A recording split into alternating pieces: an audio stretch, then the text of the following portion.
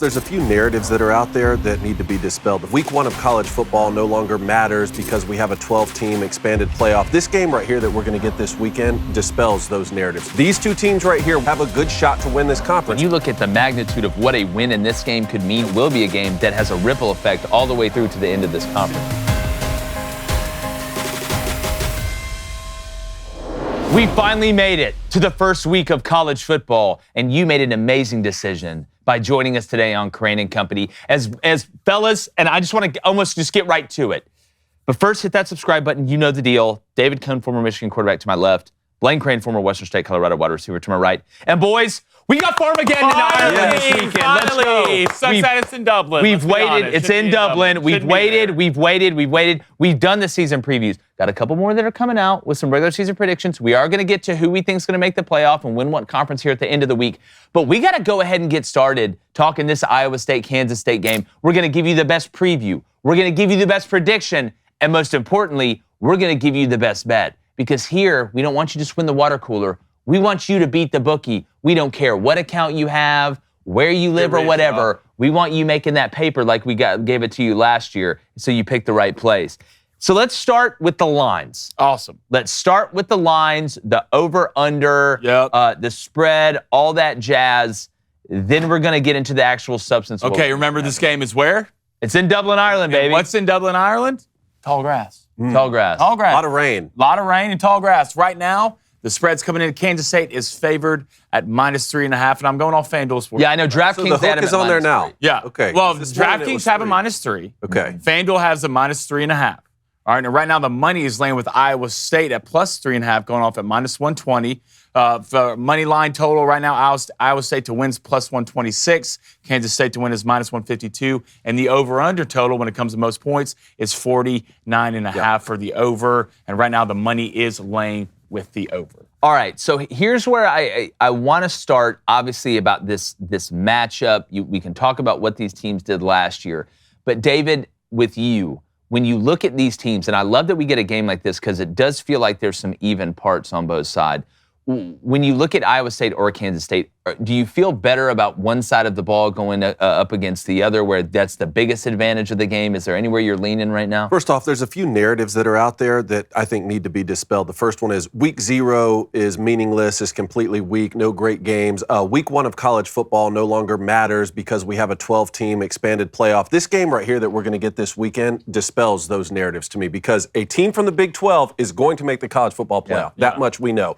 These two teams right here, both with quarterbacks that I think could play at the next level, have a good shot to win this conference. Kansas State is tied for the favorite right now to win the conference. Iowa State a little bit lower at +1,100. I think maybe you should take a look at that. But someone has to win this conference, make the college football playoff, and we're getting this matchup in week 1. This was a heck of a football game a year ago that ended, what was it, 29-21, something like that. This is regular season finale, right? This is for Iowa State to go play Arizona State in the Big 12 championship game. I think a lot of people forget that. Finish the season at 11-3. But again, the quarterback play, to answer your question, I'm going to be fascinated by this matchup. Remember, Rocco Beck, he made my top 10 quarterback list a year ago. I think that he has a lot of those Brock Purdy type playmaking ability, who's playing for the San Francisco 49ers now, and Avery Johnson on the other side at Kansas State is the reason that the Wildcats weren't that worried when Will Howard transferred out to the Buckeyes and went and won a national championship. So what is the complete roster around both of these guys like? I know that's what we're going to dive into here, but a fascinating week 1 matchup that to me is about who can run the ball most effectively. So when I watch Avery Johnson and his ability to make plays from the quarterback position when his legs, and you add a running back like Dylan Edwards, who transferred in, remember, from Colorado, that 1-2 tandem, how can Iowa State's defense hold up against that zone read scheme that you're going to see? That's my biggest question. I think it's a great look for the Big 12, too. No, it is. It is. And I believe that the next Big 12 game that each team plays, one plays Arizona, the next plays BYU. But when you look at the magnitude of what a win in this game could mean with the tiebreakers at the end of the year, with how competitive we feel like the Big 12 is, this could be a game, and it will be a game, that has a ripple effect all the way through to the end of this conference. And since you brought that up, I will say Kansas State's schedule, from my perspective, is significantly harder than Iowa State's. Kansas State's going to have to play at Utah, at Oklahoma State, and at Baylor. And then you add in home games like Texas Tech. So if Kansas State is unable to win this matchup against Iowa State and Dublin, you're really behind the 8 ball moving into Big 12 play. You know the old saying, the best offense is a good defense? Well, it's not just true in sports. It applies to life, too. The smartest defense you can have is making sure you've got the right life insurance coverage. That's exactly what SelectQuote is doing. They help you find the best protection at the best price. Now, that's what I call playing it smart. If you're new to life insurance, SelectQuote makes it simple. For over 40 years, they've helped more than 2 million Americans find the right coverage by comparing plans from top-rated insurance that match your health, lifestyle, and budget, all for free. Their licensed agents take the guesswork out of surfing through confusing options. We've all been there. And you can get same-day coverage up to $2 million with no medical exam required. Even if you have pre-existing conditions like high blood pressure, diabetes, heart disease, or if you're an Auburn fan. SelectQuote partners with companies that offer suitable policies. Life insurance is never cheaper than it is today, so go visit SelectQuote.com and let their agents find the right policy for you, your life, and your budget. Get to the right life insurance for you for less and save more than 50% at SelectQuote.com/booster. That's 50% at SelectQuote.com/booster. Head over there today to get started. Blaine, one area, and I see a lot of people talking about the number one pass defense in the country that Iowa State had, and they have 2 really, really good corners, including one that's going to be one of the first corners taken in the NFL draft. But if you really look, sometimes these numbers can be deceptive because Iowa State was one of the worst teams in the Big 12 last year and like 70th overall in the country in stopping the run. So what a lot of teams were doing was saying, that's fine, you can be great on the perimeter, you can be great at safety, we're going to run the ball right at you, which it's crazy that a team like Iowa State that struggled that much in defending the run was able to play in the conference championship game. It just kind of shows you how crazy and wacky that a season could be. But when you look at this matchup, Lane, the same thing I asked Cone, are you looking at one side of the ball or even position group between these two teams that you feel like gives one a massive advantage over the Well, where does everything start when it comes to football in general? It starts up front. And what does Kansas State bring back this year? They basically bring back 6 senior offensive linemen, right? Even one of those seniors aren't going to get his spot taken this year. And what Iowa State had to replace on the defensive side. The crazy thing about this game last year, we talk about Iowa State not being good at stopping the run. Iowa State outrushed Kansas State in this game by at least 50 yards. Kansas State's points at 21 was all through the air, and Iowa State had the number 1 passing defense last year. So one, always go to the quarterback matchup. To me, I like Rocco Beck more than I like Avery Johnson. I think Rocco's a better thrower. He's a good runner. Obviously, Avery's a better runner, but the consistency from Avery Johnson through the air is what I want to see get better this year. It's going to be very interesting to see how Iowa State's going to handle the run against Kansas State and how Kansas State approaches it with a new offensive coordinator. So it's and they promoted him from within. Sure, so it'll but be it's going to still look somewhat different. Well, I'm going to make this point, though, and you're right about Avery Johnson. You look at the completion percentage, it's not great. The biggest question we had going into last year when everybody was saying this guy's going to be the greatest thing since sliced bread was how effective of a passer can he be this early in his career? And he did some good things. I think he finished like 25-10, 25 touchdowns. Yeah, 25-10, yeah. 25-10. I think Rocco was 25-9. But if you look, Rocco Beck isn't super efficient either. I mean, this guy was, a 53% completion percentage last year? I think I saw it. Was it 53? It's 53. I know he was at 59, I think, the year before. And guys, they had 2 NFL Day 2 receivers on. You had Jalen Noel and Higgins as well. And those guys bailed Rocco out a lot. What I think Rocco is, and we know he's talented, is he's one of those guys, he's got witch in him. And he's got dog in him. He plays his best in the biggest moment, if you watch Rocco. It can be ugly all game, but you go back and look at some of these games at the end last year, the plays that he was able to make, but he's got to be way more consistent. From a completion percentage, now that you don't have your 2 NFL guys out there, not that Iowa State's bad at wide receiver, but there's no way you're going to have 2 guys go for over 1,000 yards apiece. I want to say Iowa State was the only team in the country that had 2 wide receivers go over 1,000 yards apiece in the season. So Iowa State's run game, you got 2 big bats. I like Sama, I like Hansen, but the offensive line for Iowa State, I'm a little worried. I'm a little worried about James Neal at tackle. I'm a little worried about starting a new center. I look at Kansas State's offensive line and what they brought in through the portal. Yeah, you got Dominique Orange in the middle of that Iowa State defense. He's one of the best players in the country. But I tell you, I'm a little worried about this offensive line for Iowa State. And if you can't protect Rocco at left tackle, Kansas State doesn't have a bunch of elite pass rushers running around, but they always stay with a couple guys. Kansas State always stays with a couple guys that can go get it, and they got a linebacker that's one of the best. They got a top Austin 10. Romaine might be one. Austin Romaine, they've got a top 10 linebacking group. But just remember, Rocco can move now. He can run. He can move, but it's not a. He's witchy. In the It's not pocket. the Avery Johnson Q power, It's not power downhill, read. right? Avery can do a little bit of both. But if that left tackle spot is not shored up, because the guy that's going to play this year was the guy they had to replace that brought in their future NFL guy that got drafted last year. He's going to have to come back and play it. Their right tackle's an NFL guy. He's got great size.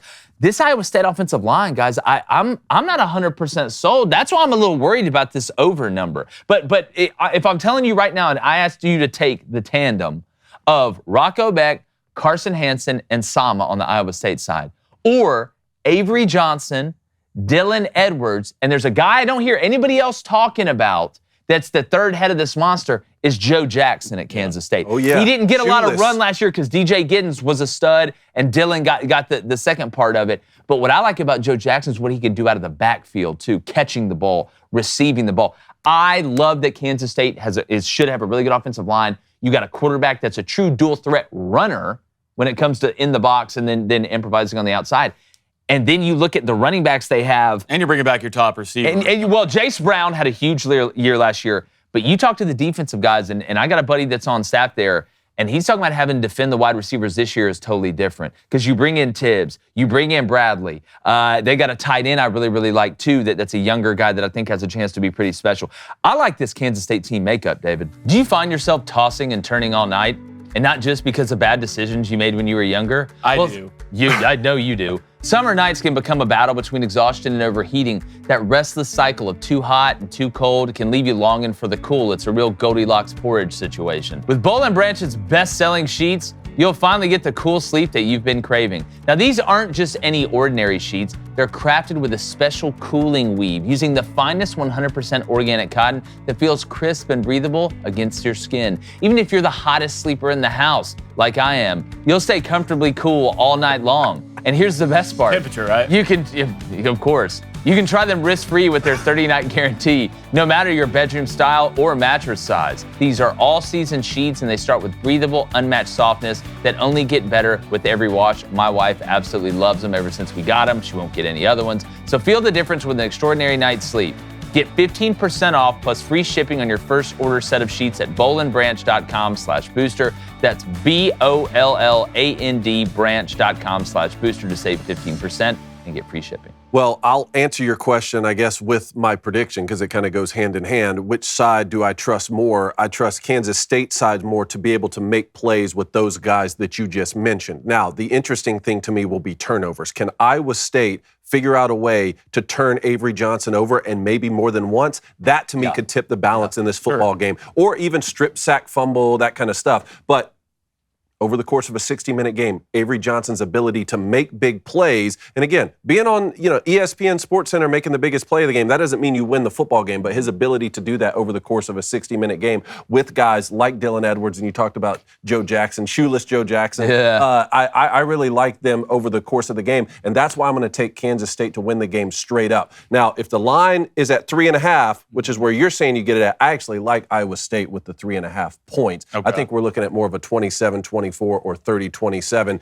I know you're picking Kansas State by 10. Is that what you're doing? Well, I think Kansas State could win this game by double digits, but it's funny because exactly what you just said was my feeling coming in here, that if it's at 3 and it's at -110, I've got no problem buying that down to 2.5. That gives me value on it, which would be, I'd have to see it. We can't change the lines yet. At least I haven't been able to do it. I'm a little nervous about taking Kansas State, anything over 3. I hate taking anybody over 3 because of the turnover problem. That's because if you remember last year, and this was at the end of the year, Kansas State turned the ball over early in this game. I think it was on a pitch that Avery was trying to get out. Iowa State got it, went down, and turned it into points. That's how I feel like Iowa State is going to have to win this game. Yeah. I think Kansas State is going to have to lose it. And I don't mean any disrespect to Iowa State. I think Iowa State's a fantastic ball club. But Matt Campbell has struggled at the early of seasons, and then a fan tries to fight him, and they turn it around and go play in the Big 12 championship game. I wonder how conservative Matt Wells, the new offensive coordinator for Kansas State, is going to be, Blaine. knowing the struggles that Iowa State had against the run, and Iowa State knowing that they threw for 3 touchdown passes against you last year, are they going to be willing to play more coverage and let that box stay even? I don't know. I don't think so. I feel pretty good about Kansas State. The 3.5 scares me, though, Coney. I like 2.5. If I have to take it at 3, I'll take it at 3. Worst case, we get a push. The over-under is what's interesting to me, and I think that's where we'll get into the over-under for sure, because I want to dissect that. But just in terms of who you're taking, what your prediction is, and even with the point spread, what do you have? Well, I'm going to take Kansas State in this football game. I think Kansas State's going to have an easier time to turn around and get 4 yards, right? I think it'll be easier for Kansas State to stay on time. I think Rocco Beck's going to have to do amazing things to win this game. I think Avery Johnson can just play good, and Kansas State can win. I agree with that 100%. Which leads to mistakes. Yeah, for sure. But this is a funny thing about sportsbooks, right? Let me just dive into this right now. So on FanDuel, it's plus 3.5 for Iowa State, and that is laying money with Iowa State. It's going off at minus 120. Yep. So if you want to get that game at 3, you would say you'd have to get that game at minus 140. Right now on DraftKings, it's 3 even. Right, and the money is even too at minus 110. Minus 110. Yeah. So you could get that game at 2.5 for the minus 120. The same price you would get 3.5 at FanDuel, but DraftKings has it better. And for the over and under, the unders are actually laying on the DraftKings at 49.5. So you can actually buy that over down to 48.5 and get even money. I like the over in this game. Obviously, we'll get into that in a second. But the reason I am leading Kansas State is, one, what you bring back on the offensive line, I think that matters the most. I think to be able to get downhill against Iowa State and Iowa State's box, I still don't know. And the running back, Dylan Edwards, averaged 7 yards per carry. No, he's nice. 7 yards per carry last year. And if you looked at last year's game, it's kind of an inverse of what you think it'd be. I think this game's a little bit more normal, even being in Dublin. So I'm taking Kansas State. I think it's going to be close, but I think it's going to be a 4-point game, maybe a 27-23. And I want to make one caveat here.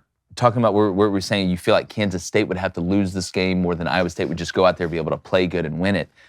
Another feather in Iowa State's cap, though, and again, I'm not trying to play contrarian. This is just feeds into that narrative of Kansas State. If they play clean, you feel good. If they don't, Iowa State was one of the best teams in the country in not being penalized last year. Mm-hmm. One of the biggest Matt Campbell staples is his teams don't penalize themselves a lot. They give themselves a good opportunity. So game 1, yes, you're returning 2 quarterbacks. Each team's returning a starting quarterback. You're playing in Ireland. You're playing in Dublin with high grass, with a slow track. I feel like both teams are going to try and get that run game going. Who's going to start in 1st and 15? Mm-hmm. Who on 2nd and 3 is going to jump? The right guard's going to jump and move it back to 2nd and 8 and then force you into a passing down and a passing situation. And we don't know the weather yet. We don't know what it's going to be. I was just over in Ireland. I could probably tell you it's going to rain at some point. Get that bearskin jacket. Yeah. All right, boys. Football season is here. Yes. Tailgating time. Yes. You're going to be outside. What else? You're going to be in the elements. Yeah. It may be raining. It may be. Right, especially if you're in the Northwest. Yeah. But everywhere. But if you're in Dublin. You need the greatest rain-protected 3-in-1 hoodie combo on the market, and that's what Bearskin gives you. And we thank them for sponsoring today's episode. You can see they sent me their heavy storm rain jacket and hoodie combo, and I tested it out in Ireland, where rain first started. It's the best 3-in-1 jacket I've ever owned. Y'all know it too. It folds into its own stash pocket, takes up almost no space in your backpack. It's a game changer. It's fully waterproof. It's got tape seams, silicone sealed zips, adjustable cuffs, and a hood designed to keep water away from that beautiful face you have. It's also got 5 waterproof pockets to keep all your gear dry, so whether you're hiking, fishing, biking, tailgating, or whatever, if you're caught in the storm, they got you. But the best part is it zips into the 3-in-1 all-weather system, all right? And get 60% off when you text Crain, that's C-R-A-I-N, to 36912. Even if you're busy, text Crain to 36912, and they'll send you a link. Get that great deal with a great product. If this game is rainy and muddy and nasty, I like Kansas State even more. If I turn on that game on Saturday at 11 a.m. our time, and it is raining its ass off and muddy, I may put the rent on Kansas State. I don't care if it is at 3.5. I think that could have that much effect. Okay, so not knowing what the weather's going to do just yet, make your best case for the under 49.5. So we brought up the short track, right? That's just how it plays over there.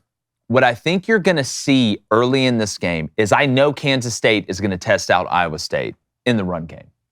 What I'm interested to see, and it's going to be ball control, because I think they can, to Blaine's point, get 4 to 5 a pop. They're going to move guys laterally, that jet sweep motion that turns into Q power or power read, getting Dylan Edwards on the edge, right, letting him go get it. think if the receivers block well for Kansas State, they could score over 24 points. But ball control on the Kansas State side, I think Iowa State is going to try and play a little ball control game, not having Higgins, not having Noel, and try and put Rocco in 3rd and 3s and 3rd and 2s and 3rd and 4s and be able to play action on 2nd and 7s and things like that. But I think the amount of time these drives are going to take at 49.5, I like the under. This feels like honestly, it feels like a 31-17 game to me, Kansas State right now. I know that's going to sound kind of crazy to people because that would be a blowout. But the more I look at it, I think a lot of time's going to be eaten. I think when you get in the red zone, the field's going to shrink. We're going to get more field goals. I like the under here. I like it. And quickly, let me give you this update right now. For Saturday, this game's at 11 o'clock, early Central Time. The high in Dublin, 67. All right, the low's 57. And 11 o'clock, so it's supposed to be 62 and rainy. Okay, well, if that's the case, then yeah, definitely hop on board with what Jake is saying for the under. And a couple other things here, too. Typically, early in the season, defenses are able to start the season more in cohesion than offenses are. It's less complicated on that side of the ball. To me, that is offset when you have two very experienced quarterbacks. And I like their ability to make plays. And again, running the football consistently doesn't always mean that you're going to have an under hit. You could have an explosive play. I mean, you could have someone like Dylan Edwards take off for a 50-yard touchdown, and that's over just as quickly as a bomb would be through the air. I like the over in this game. The 31-17 number that you brought up is not that far off, but just think one more field goal makes that 31-20, and then you're over that 49.5 number. So right now I like the over. We're sitting here on a Monday, though. If the weather becomes a factor, and you're talking about two teams having to go all the way overseas to a different continent, that's kind of weird. That I think defense is able to start a little bit, better in a game. Like when you add that factor that in. If that's the case with the weather, maybe we hit the under. But right now, I'm looking at the over. I mean, I like the over. I've liked the over for a while now. I think there are going to be big plays in this football game, and I know it's high grass and this, but it's rainy. Rainy leads to what? Turnovers and mistakes in this game. There's little mistakes and there's big mistakes, all right? I think big mistakes will happen in this game. I think both these quarterbacks, whoever's down in the second half, will press and try to get everything right now. I wouldn't be surprised to see a defensive touchdown in this game. I wouldn't be surprised to see maybe even a special teams touchdown in this game. And with two quarterbacks with this level of talent, I think both these guys will show up. I think it's going to be close. Last year's game over and under was 52.5. This one's right now sitting at 49.5. And that one last year, I'm pretty sure it didn't hit, but it was close. But I think this game does. And I think red zone, I don't think a lot of field goals get kicked in this game. See, what scares me a little bit about liking the under, and again, I still do, but if you were going to try and counter the point I made earlier, it said, all right, well, if these teams are going to test each other out and they both have success running the ball, well, what do you got to do? You got to start loading the box a little bit. I mean, especially in the rain. Well, now that Kansas State has added these guys through the portal, right? And look, you can say the same about Kansas State. If they load the box and just try and play man, or they're playing man free and shading aside, obviously, with the guy in the sky, the safety in the sky, you could hit big plays. I'm actually worried about Kansas State getting to 35. Because if they get to 35, the over's going to hit probably. Just because Iowa State's going to be like, all right, look, we struggled to stop the run last year. Kansas State comes out. They give you this three-headed monster. The offensive line's good. They're getting 5 or 6 a pop. As a DC, I got to load it.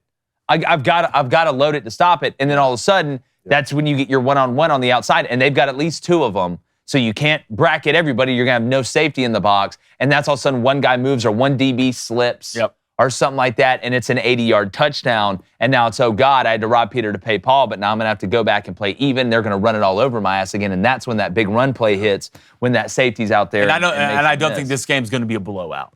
Right? I hope not. I don't think one team is just going to kick the hell out of the other team. I think it's going to be close. I think there's a reason why the spread's. I would not be shocked if this game was 7-6 at halftime. I really honestly would not be shocked. I would be shocked. Again, I feel season shocked. A year ago, Iowa State went 10-2 and lost 2 football games by a total of 10 points. Yeah. No, Matt Campbell's done an incredible job there. All right, we want to know in the comments, give us your prediction, give us your best bet, what you think is going to happen. It's here. I mean, I'm just so glad we're able to record this video. It's our first preview prediction and best bet of the season. Make sure you subscribe, keep sharing the show, and look, lock the gates. All right, it's time. We got to go get it. Like the chances. You got to catch this one. Oh, I'm going to catch it. Like the chances of us not all being jacked and you out there about college football finally being here, we're going. It's going to be a good season. It's 82 on Sunday. 82. Yeah. Saucy.